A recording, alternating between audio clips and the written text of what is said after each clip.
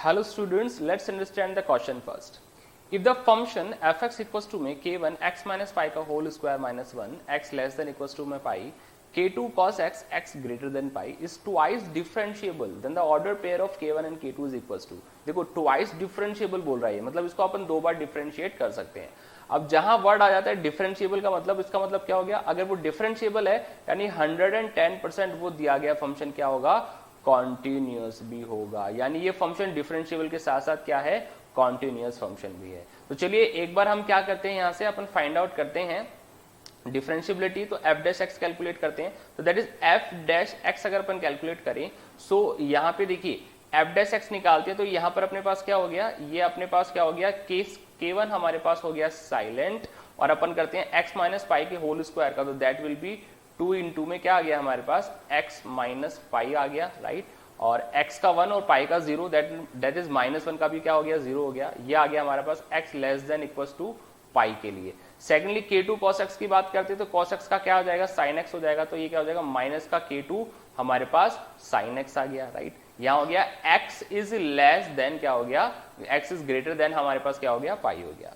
अब फर्स्ट चीज, अगर ये डिफरेंशिएबल है तो कॉन्टिन्यूअस भी होगा. और कॉन्टिन्यूटी का मतलब क्या हो गया, अगर ये फंक्शन कॉन्टिन्यूअस है दैट मीन्स जो राइट हैंड लिमिट जो हम निकालेंगे that will be equals to left hand limit. किसके, ये होगा हमारा f ऑफ, हम जो वैल्यू निकालेंगे किसके लिए, पाई के लिए निकालेंगे, that will be equals to f of negative of pi, इसके लिए इक्वल होगा.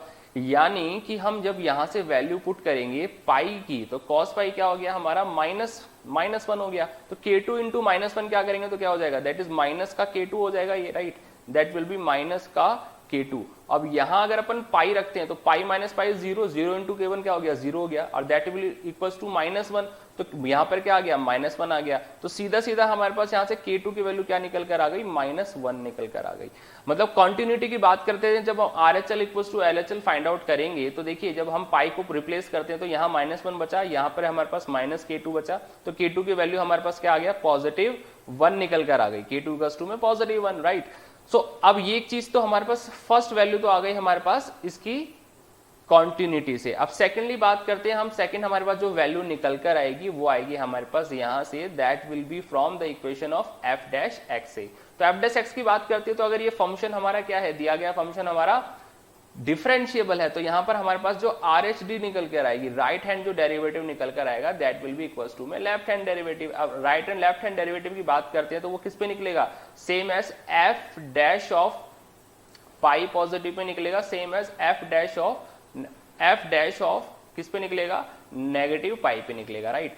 तो अब पॉजिटिव पाई की बात करते हैं, यहां पर हम निकालेंगे साइन पाई, दैट इज क्या निकालेंगे यहां से, हम यहां से निकालेंगे that will B sine pi निकालेंगे. मतलब साइन पाई क्या हो गया, साइन पाई हो गया, साइन पाई की वैल्यू हो गई यहाँ पे 1, दैट इज -k2. तो यहां पर हमारे पास क्या हो गया, ये हो गया हमारे पास माइनस का k2, राइट. क्या हो गया, माइनस का हमारे पास यहाँ पर हो गया k2 इज इक्वल्स टू में यहां क्या हो गया हमारे पास, दैट इज यहां हमारे पास है x minus pi, that means यहां पर क्या हो गया, pi minus pi 0, 0 into 2 0, and 0 into k1 क्या हो गया, that is also equals to 0, right.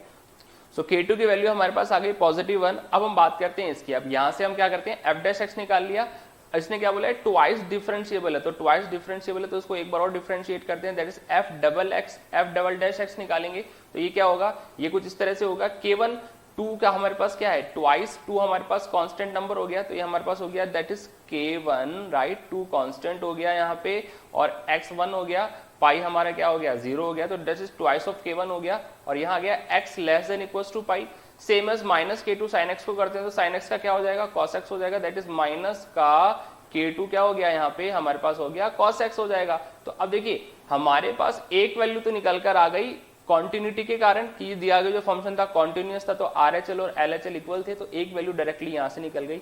Second value की हम बात करते हैं वो हमारे पास आएगा यहां से, क्योंकि इसने बोल दिया था क्या ये ट्वाइस डिफरेंशिएबल है. यहां से अगर कैलकुलेट करते हो तो हमारे पास सेम एज k2 की वैल्यू आती है, बट अब हमें निकालनी है k1 की value. So how we will calculate this, देखिए हम ग्रेटर की बात करते हैं तो RHD हम निकालेंगे. RHD ऑब्वियसली है वो इक्वल किसके आएगा, LHD के आएगा, क्योंकि ये ट्वाइस डिफरेंशिएबल है. दैट मीन्स कि क्या आएगा, f of pi positive that will be equals to f of pi negative के इक्वल आएगा. अब पाई पॉजिटिव की बात करते हैं यहाँ पे, तो cos पाई क्या हो गया, -1, और -1 क्या हो गया, positive, that is positive of K2 हो गया यहाँ पे, and that is equal to में यहाँ सिंपली क्या है 2K1 है, तो दैट विल बी 2K1। अब देखिए K2 की वैल्यू कितनी है 1 है, तो क्या हो गया 1 इज इक्वल टू में ट्वाइस ऑफ K1। तो K1 की वैल्यू कितनी निकल कर आ गई, दैट इज 1/2। तो देखिए K1 एंड K2 का जो ऑर्डर था हमारे पास K1 डैश में K2, तो K1 की वैल्यू क्या आ गई, दैट इज 1/2 आ गई, और K2 की वैल्यू क्या आ गई, दैट इज +1। तो ये दो क्या आ गई हमारे पास वैल्यूज आ गई 1/2 और 1, यानी option number 2 is the correct option. Thank you so much, I hope you understand the question.